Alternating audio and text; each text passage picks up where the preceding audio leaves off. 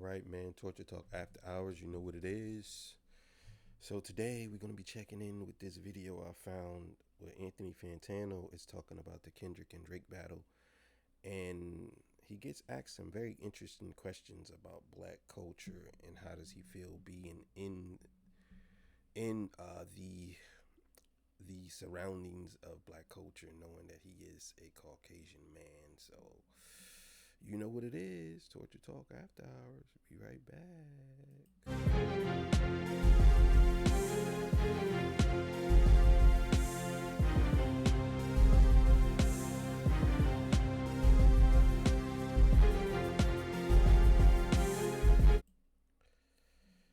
All right, man. So let's get it. And here comes the fine print. Lucy products are only for adults of legal age, and every order is age verified. Warning. Let's get back to the show. If you look at your channel, the top, I'd say probably 20 or 30 videos on the needle drop are all hip hop. A lot of them are, yeah. You're probably the biggest hip hop critic nowadays. Like it, by virtue of just kind of reviewing Numbers it, wise, yeah. Does it? My thing is with a lot of people, I like Anthony Fantano. I always respect his opinion. Do I think he go a little overboard sometimes? Yes, he does sometimes, but for the most part, I believe that he is hip hop through and through. He's genuinely hip hop, and he knows bars. So I like that about Anthony Fantano. But I noticed that a lot of people, that's all they really care about is numbers. They don't really care about the substance of what it is. They just care about the numbers. And this is starting to spill over into other spaces of people who really don't know anything about hip hop. And that's the thing too. A lot of people who really don't know too much about hip hop, they'll look at Drake and see that he has the most numbers, so they already equate that to him being the best. Be like, oh, he must be the best because he has all the good numbers. And that's not how hip hop is. You know what I'm saying? So let's keep it going. Does it feel weird sometimes as a white guy to be talking about a black, like something that's predominantly black? Sure. How do you like manage that in terms of your reviews?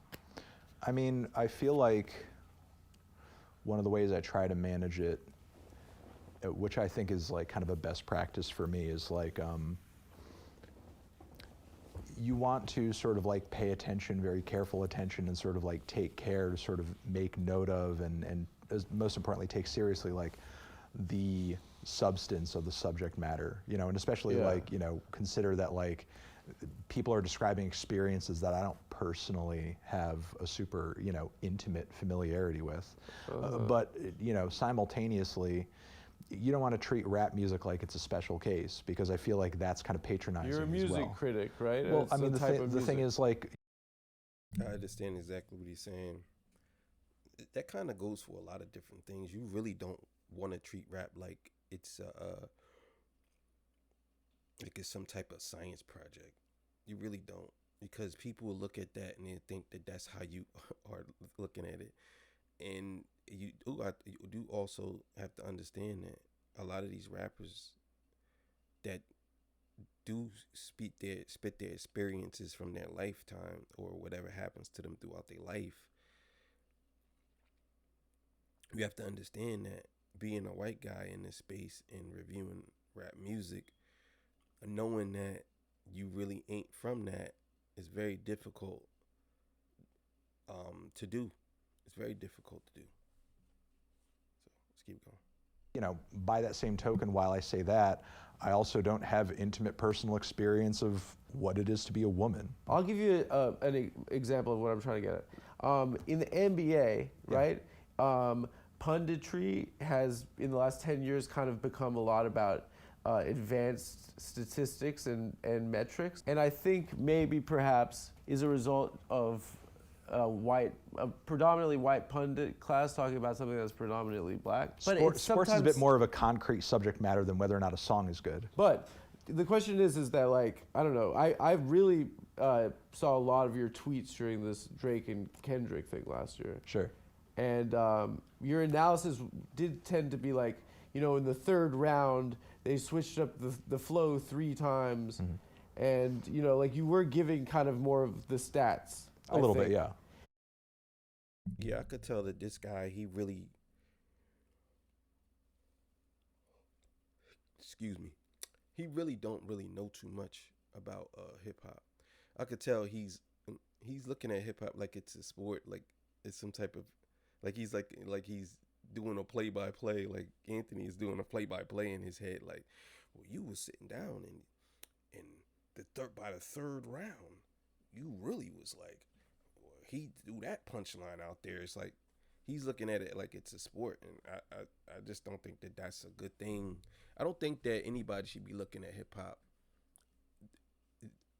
like a sport, taking score like it's a sport. We do say hip hop is a sport. A lot of people say that because you're competing, but the way other people look at it, I don't think that they can actually say it's a sport because the way they present it as it's an actual sport. You know what I'm saying? And it's really not. Did you find it entertaining? Yeah. It just, what is they, in your opinion? I mean, as a person that's commented on this. Yeah. Do you want me to start answering now? Yeah. Okay. Sorry, we'll cut that down. No, it's fine. I think from my personal outsider perspective, having, listened to and reviewed a great deal of Kendrick's music and looking at that song, like, I feel like there is sort of a weakness there or a bit of confusion there when you're talking about the song that you're observing, when you're kind of like looking at it outside of the greater context of like the beef between him and Drake. Which was, the thing is, if you look at specifically in that vacuum, I feel like the they is super clear in terms of like, is it? Is it a in secret? terms of it literally like. Oh, okay. So he's asking who is they. That's what he's asking. Like they don't like us. So he's asking who is they, and he's trying to answer it like.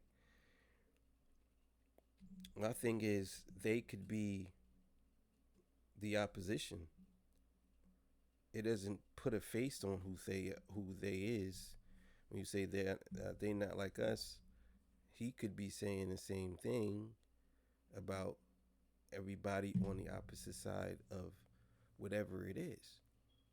Doesn't necessarily mean, in the context of what Kendrick was saying, when he say they are not like us. Excuse me, boy. Woo, it's late. I don't care. In the context of what Kendrick is saying, he's speaking on the PDF and everybody that is associated with Drake and all of the things that they have done, which would consider them not to be like us. So he's distinguishing those boys from us. They not like us. That's basically what he's saying. So let's keep it going. Him Is and Jews? his entourage and Him and his friends are like us? and not only people who sort of engage in the sort of behavior that Kendrick paints him as, engaging in on the song, but also in his own way, Kendrick is trying to paint Drake in a way as, and again, this is not like me saying whether or not this is true. This is me saying like, this is what Kendrick. I'm saying this is what Kendrick is insinuating in the song. He's trying to paint Drake as culturally being outside of the black experience in a way. Kamala Harris was told that she's not black. And So I think that that's the case, but I don't think that that's fully the case. When it comes down to it, I know I'm yarning a lot, man, but it's late. People say, go to sleep. Sometimes it's hard to sleep when you know you got something to say. It doesn't necessarily mean that, I don't think not like us necessarily fully means that Drake is living outside the black experience. I don't think that. I think he's basically saying like Drake is a part of the black experience, but he ain't like him. That's basically what he's saying. Or they not like us. Like, you know what I mean? Like it's kind of like the the field versus the house. If you know, you know. You know what I'm saying? So There was an outrage. Sure. I'm just, it's confusing to me why there wasn't a similar response by, I mean, people like yourself, or like why what happened with Drake was treated differently. I mean, I don't expect Anthony Fantano to answer that question. I don't think he could answer that question. That's number one. Number two, it all depends on how you look at it, because there were people who were outraged that Kendrick did that. There were people who was upset that Kendrick was saying that. People were saying, "Oh, he's talking about Drake's this and his girlfriend is half white." Da, da, da. People was doing that. It were maybe not as prevalent as you wanted to be or you didn't see, but he's not really into hip hop like that. But I'm gonna see what he says. Like whether or not I was outraged that that was the case. It's kind of messed up, right? Well, I mean, I think those were happening in two far different contexts. Well, I mean, like Drake's like black, right? I mean, yeah, I can't deny that. So I mean, And see, this is where I believe he gets confused, this guy here, because I don't think Kendrick Lamar didn't say Drake wasn't black. I don't think he said that. I don't think he said that. You know what I'm saying? I think he just, in fact, he didn't say that. He even said that his son was a black man. So he obviously believes Drake is black too. I just think he's saying Drake, even though he's black, he's not the same type of black. So he wouldn't understand that. This guy wouldn't understand that. It would have to be a black person to actually break it down to him and tell him. Because I don't think Anthony could really explain it how I or somebody else black could actually explain it, because it's more of it's not an optics thing. You know what I'm saying? Even though that's what they would be looking at. So.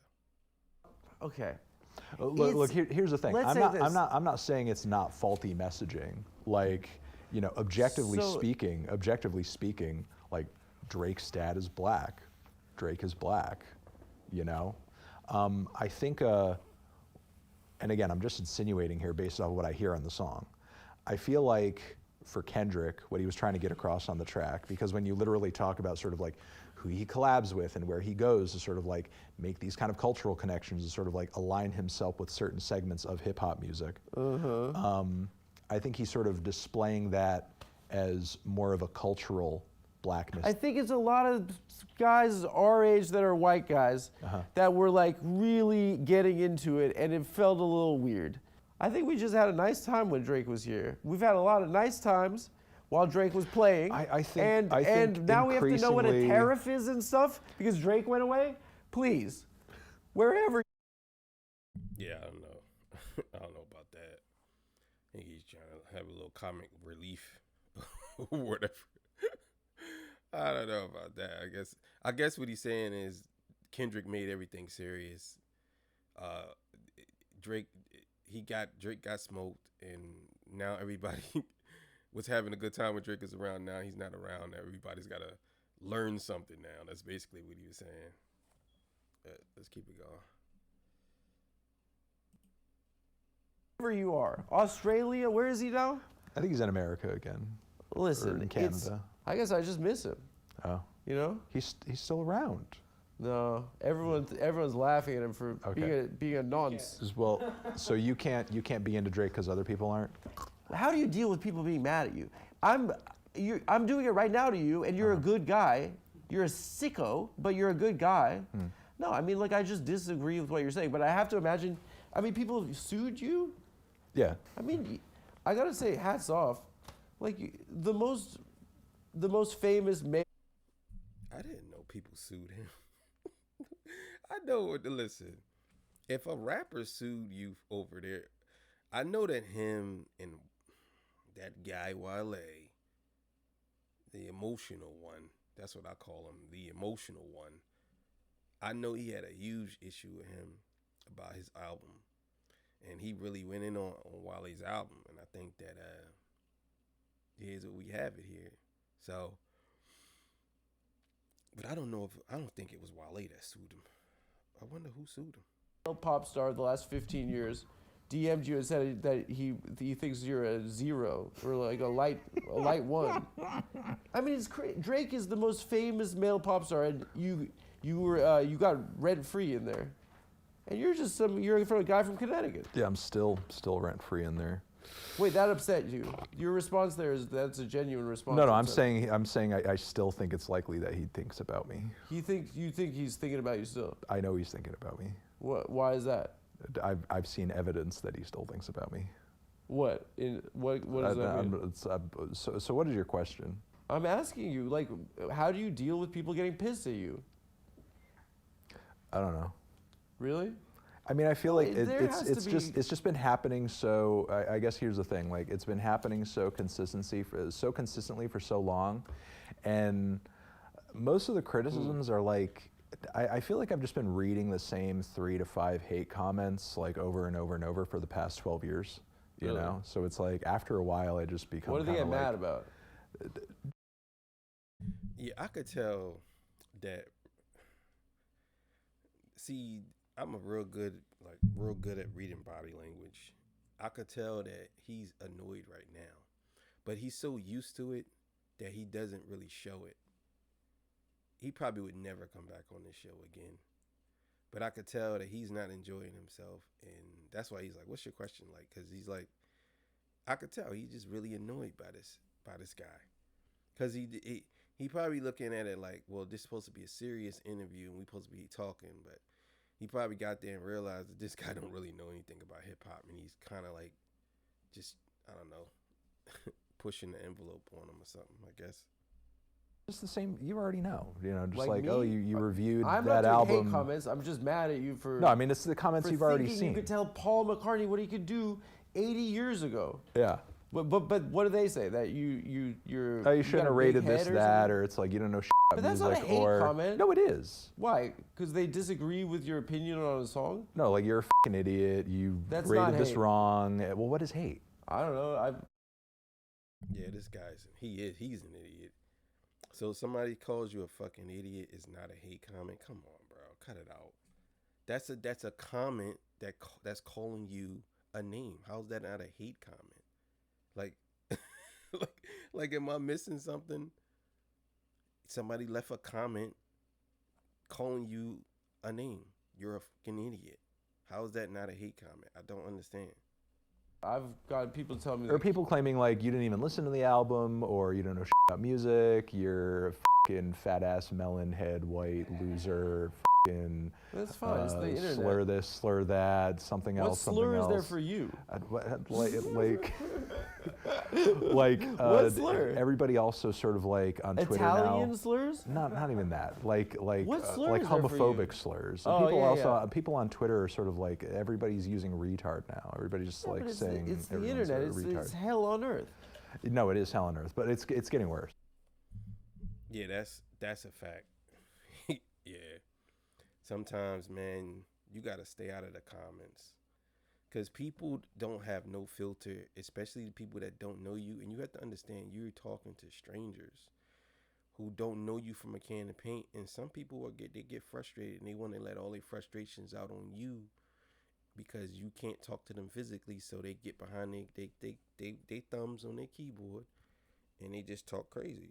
You just stupid. I hate you, bro. You just that was stupid. Blah blah blah blah. Like they just shoot them off, and that's what happens. So me personally, I only read comments that I look at. If it stands out to me and I see it, and it's saying something, because I see some of the same people in the comments. If it's and the thing is too, I don't encourage people to do things in my comments, but usually people who agree with me, not on everything, but a good portion of things, if somebody's disrespecting me, they get them out of there. They go to bat for me. I will say that. At least I've seen a couple of people do that. Yeah, I know. Elon did free speech, and it's too scary, I think we found that out. It's Sodom and Gomorrah. It's not even free speech. They just wanted to be free to talk like fourth graders on the internet. That's all it is. It's not about a free expression of ideas. I think you're right. It's about a freedom to be a fourth grader on the internet. Yeah, I think you are right. Like, I disagree with that. You're defeating your own argument by saying that when you say it's not about freedom of speech. It's not about freedom of speech. It's free to talk like a fourth grader. That's freedom of speech. I mean, you might believe that they talk like a fourth grader, and I might believe that they talk like a fourth grader, but I understand exactly what you're saying. But at the same time, it is freedom of speech. People, I'm gonna put it to you like this: I'm all for freedom of speech as long as you're not threatening nobody.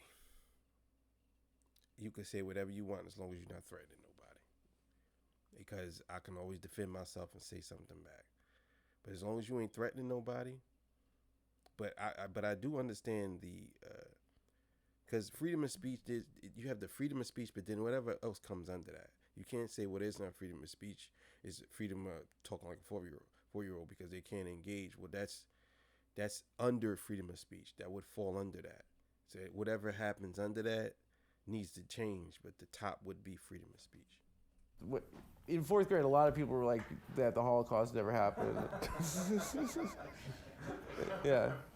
No, but I'm saying you're on 4chan. Don't act like the internet's you've seen crazy stuff. By the time that I was on 4chan, I had already read Howard Zinn, Noam Chomsky, and been introduced. Can we cut that for him? Been introduced to. You can't say that you read the people. You can't say that you had read Noam People's Chomsky history before you joined 4chan. I did.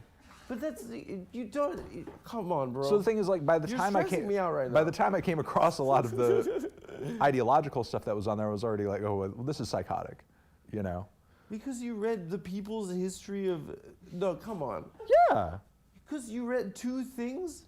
Well, no, it wasn't just two things. But I'm saying, like, you've seen wackadoo stuff. That's what I'm saying. I'm saying you've been exposed to that. Okay, well, before. first off, let's not disregard Howard Zinn's People's History as like not the essential tome on imperialism that it is. I know, I've read it. And once you understand that, I feel, and once you understand that and have read it, there's like a lot of, I think, fear-based white identity politics that you're kind of like automatically inoculated against because you actually see like. Oh, you're talking about Holocaust denial. I'm sorry. I'm talking about Holocaust denial and also imperialism. And I feel like there's a lot of that you understand as bullshit when you're confronted with it, when you sort of understand the broader history of imperialism across the world. All right, so I'm gonna end it there. Yeah, that's pretty interesting. Little back and forth with him about Kendrick Lamar and Drake.